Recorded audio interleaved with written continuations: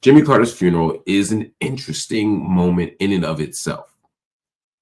Jimmy Carter has lived long enough to become the hero and the good guy. Some people live long enough to become the terror and the bad guy. Think about Hulk Hogan.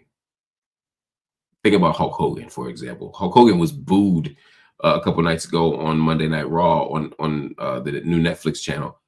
No one could have imagined Hulk Hogan being booed in 1980. Certainly not 1983, 1984, but now in 2024, he's become the villain, and he should be. He's a piece of shit. You might say, what's the connection between Hulk Hogan and Jimmy Carter? Well, they both emerge at the same time, and ironically, Hulk Hogan emerged as hero in response to a set of foreign affairs that are directly connected to Jimmy Carter. Remember, Hulk Hogan beats who for the title? The Iron Sheik. Who does Iron Sheik beat for the WWF title? Bob Backlund, right? The emergence of the Iron Sheik was happening at a moment where right when the Shah was overthrown in Iran, 1979, and so all this stuff becomes part of the WWE storyline, and it's that storyline or the backdrop of that storyline that made Jimmy Carter so unpopular. There's other reasons why Jimmy Carter was unpopular, and he should have been. At the end of the day, these are managers of empire, though, and Jimmy Carter was a bad manager of empire in the minds of many Americans. And it wasn't just a case of, well, he was too liberal, or he was too generous, he was too progressive, and the world didn't appreciate him. No. Jimmy Carter did some, he wasn't the best Carter.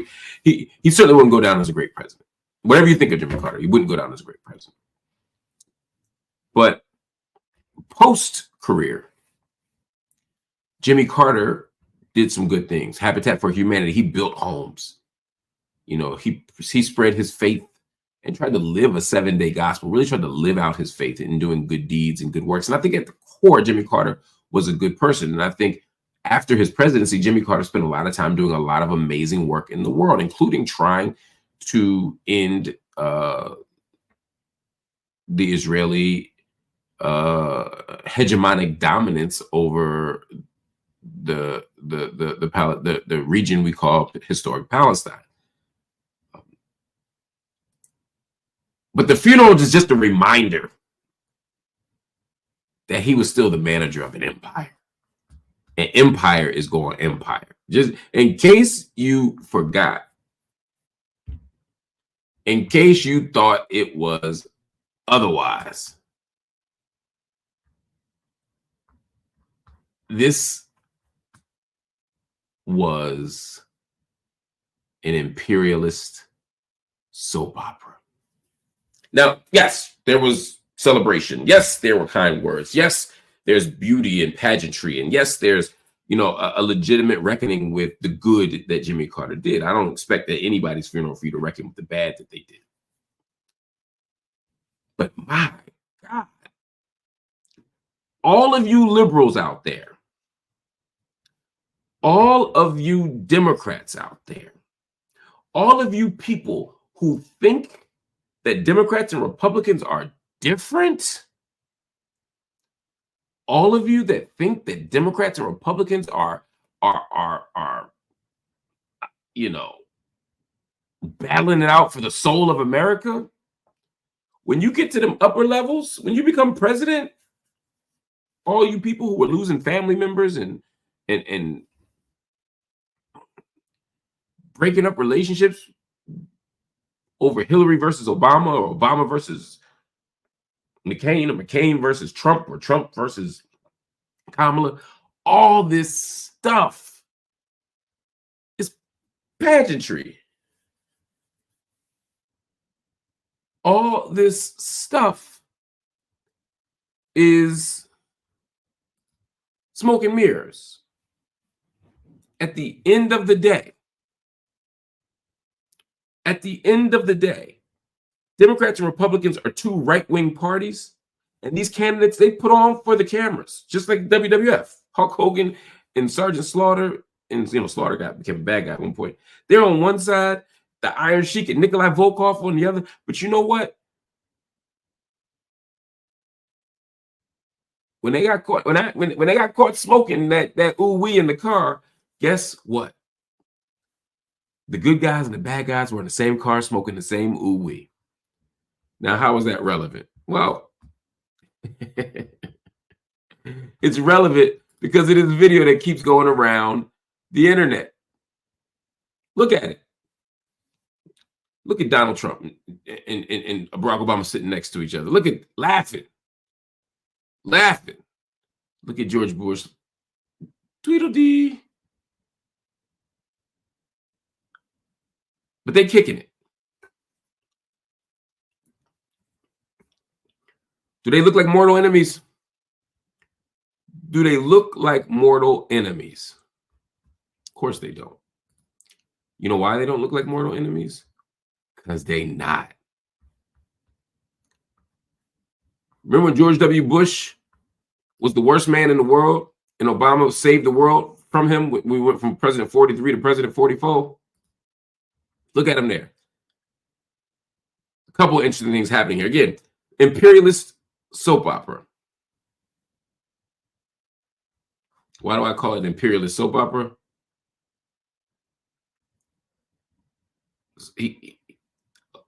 Obama stood up to shake George W. Bush's hands. But he didn't shake him. He just gave him a shot in the gut, in the solar plexus, and sat down. You know why he did that?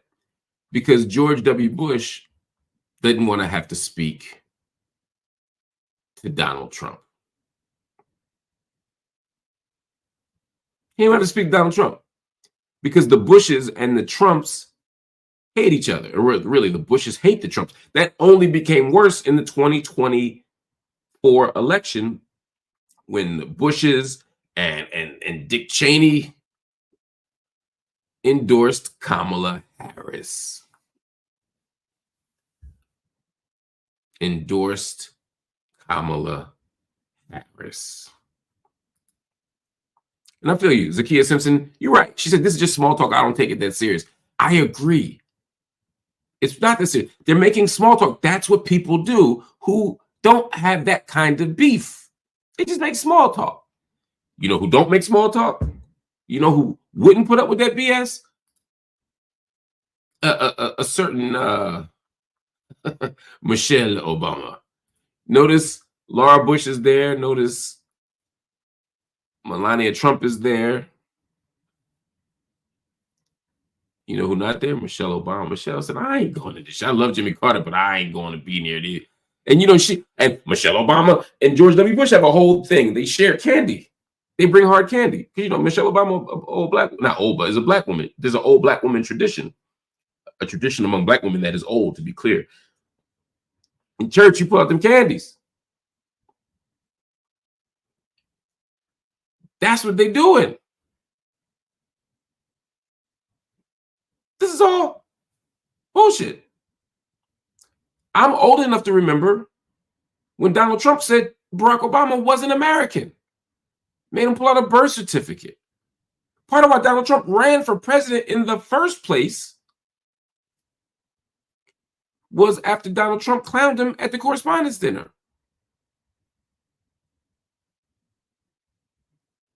I'm not saying that speaking to Donald Trump is unprincipled or speaking to Barack Obama is unprincipled in and of itself. I'm just trying to remind y'all that the stakes seem really high and you can really think that they're so different and that they're fighting for the soul of America and they would live and die for you. Let me tell you something. These are all rich and powerful people who are the managers of the American empire. They're friends with each other, not with you. Whatever else you think, they are friends with each other, not with you. I need to stress that. They are friends with each other, not with you. Now, here's an interesting piece. This is we're talking soap opera. Where does Kamala Harris fit in all of this, right? I mean, it's a question to ask, right? It's a question to ask. Let's see, because she's there. Pull this up. I saw this on the C-SPAN's page. I said, let me pull this up for you. Kamala's there. I'm going to bring this up one more again for you, because this is where it gets interesting. Look at it. Kamala's there with the first gentleman, Doug, or second gentleman, Doug, excuse me. She looks back, probably trying to make eye contact with Obama. That's what black people do. Like, whew, it's going to be a day. Now, it's important to note, whatever you think of Kamala Harris, whether you like her, whether you hate her, whether you're indifferent, whether you're in the middle, whatever, this had to be a difficult day for her. This had to be a difficult day for her. It's probably the toughest day she's had since she lost the election, since she got mollywopped in that election against Donald Trump. Because she got to be in the room. She got to be in the room. She has to be there. And she's not there as president-elect. She's there after a painful loss. Now, I know it wasn't close, but when you run for president, every loss is a painful loss because everybody goes in thinking they're going to win. She didn't win. She ain't supposed to win. It was bad. And now she got to turn around and talk to these people. And she has to look Donald Trump in the face. She ain't had to look Donald Trump in the face since that debate. Now she got to look Donald Trump in the face. And the only person there who's her ace, because remember, Bill Clinton ain't there that I can see. Hillary Clinton ain't there that I can see. Now, if they're there, cool. They ain't there right now. I don't see J.D. Vance in the mix. I see Mike Pence back there. But let's look. She's there. She's going to turn around for some assurance from Barack Obama. And what's he doing? Talking to the other president, Donald Trump. Look at her. She lets out a visible sigh. And then pretends to be looking in the book. What else you going to do?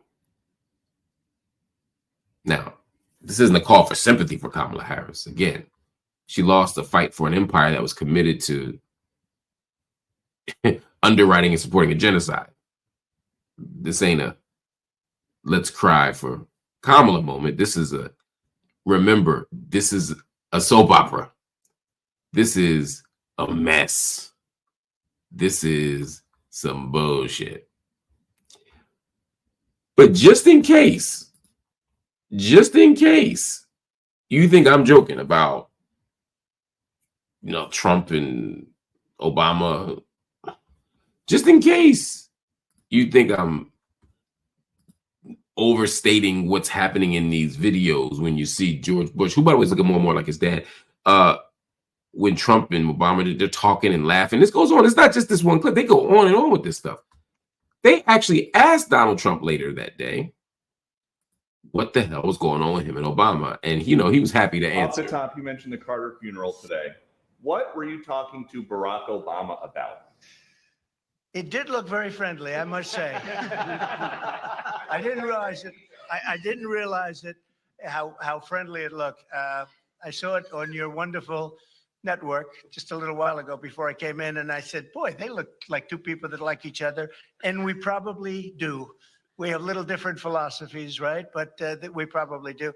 I don't know, we just got along, but I got along with just about everybody on that. We met backstage, as you know, before we went on, and I thought it was a beautiful service, but we all got along very well, which is good.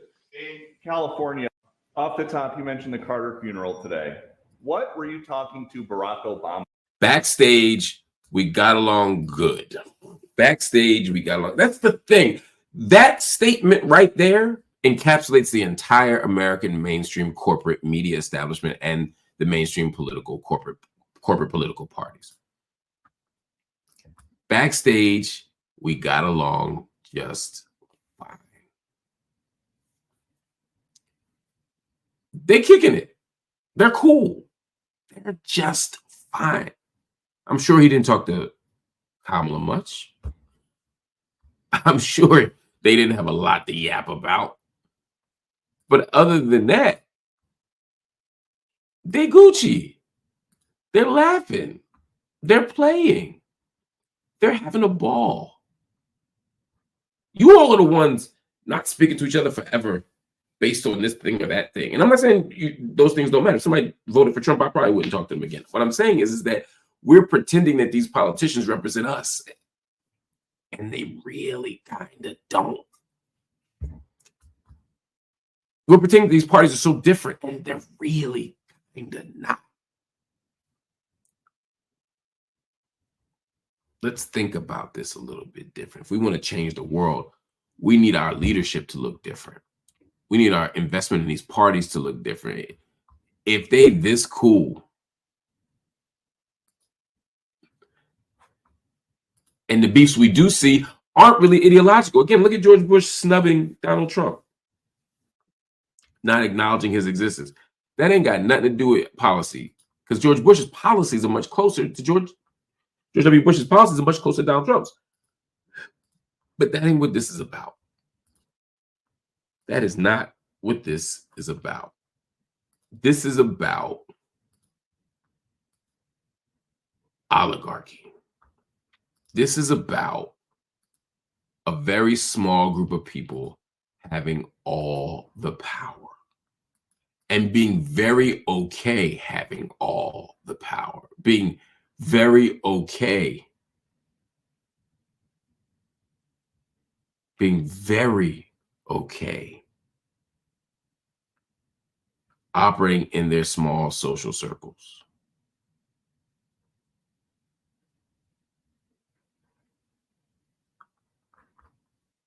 Very okay sharing space with only each other. Look at this.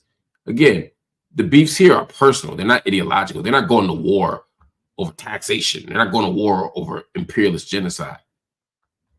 Look at Kamala trying her best when she walks in, doing her best to not have to look at Trump. And Trump just keeps staring, just keeps looking. I don't know what he's trying to make eye contact, trying to get a head nod, trying to say, hey, look, we're all in the same gang, because they are all in the same gang. She don't even look. Then she looks to try and give a smile to to Obama, and she says, son of a bitch. And again, I ain't mad at her. Again, I ain't mad at her. I ain't mad. I understand why you feel how you feel when you feel how you feel. I understand, because you done been through a lot fighting to be the manager of an imperialist genocidal empire. That's hard on a person. But you is who you is. All of them. They is who they is. And so the only real one here, the only real one here is Michelle Obama. She was like, look, I'm not coming to this bullshit. Not trying to make her above the fray, but at least in this context, she was above the fray. She said, I don't want no parts of this. And I appreciate that. Y'all also peeped, by the way, I think, Mike Pence.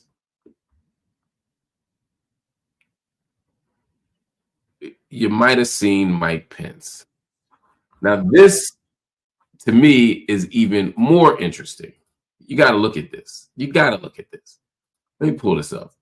This is from News Nation. Donald Trump comes in. He gets some nods. Somebody shakes his hand. It's Al Gore, in case you didn't know. You might not recognize him. He's another person who's robbed of the presidency. Melania comes in, nods. Trump comes in. Al Gore stands up. There you go. Boom. I think that's Al Gore. Is that Al Gore? Correct me if I'm wrong. It looks like Al Gore. But Mike Pence comes in. Now, peep this.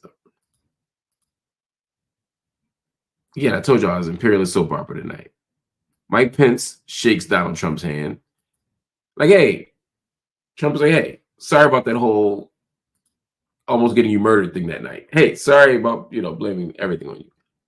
I mean, again, they all in the same gang. Donald Trump tried to, no, let me not say that because I don't want to get sued. Donald Trump, according to many people,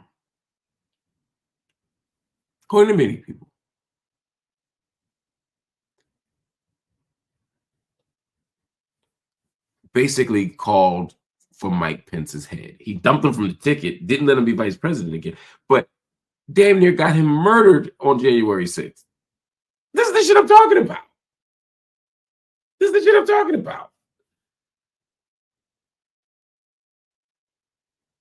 This is who I'm talking about. Oh, thank y'all for confirming it was Al Gore. Yes, it's Al Gore who invented the internet. Who invented the internet? Who remembers that? So, by the way, Al Gore inventing the internet isn't as far fetched as it sounds. If you actually understood what he was saying, he wasn't really wrong. But Mike Pence could shake Donald Trump's hand. You know why? Well, Mike Pence is no, he's just trying to suck it up and think about his political future. But there's a way that they all just see it as a business expense. They see it as just the price of doing business in this crazy, crazy world. They're not holding grudges. You know who is? Karen Pence, Mike Pence's wife. She does not stand up for Donald Trump. She does not even look Donald Trump's way. I'm not sure she looks at Melania. Let's see. He nods. Al Gore shakes his hand. Again, by the way, side note, Al Gore has to shake the hand of George W. Bush, who stole the whole fucking presidency from him. But I digress. Mike Pence shakes the hand of the guy who almost murdered him. Looks like Karen does make eye contact with Melania. Karen doesn't even look at Donald Trump. She told Donald Trump to eat a fat one. She's keeping it real. The same way Michelle Obama kept it real by not showing up. That's how you do it. That is how you do it. Don't, Karen Pence, I ain't no fake one.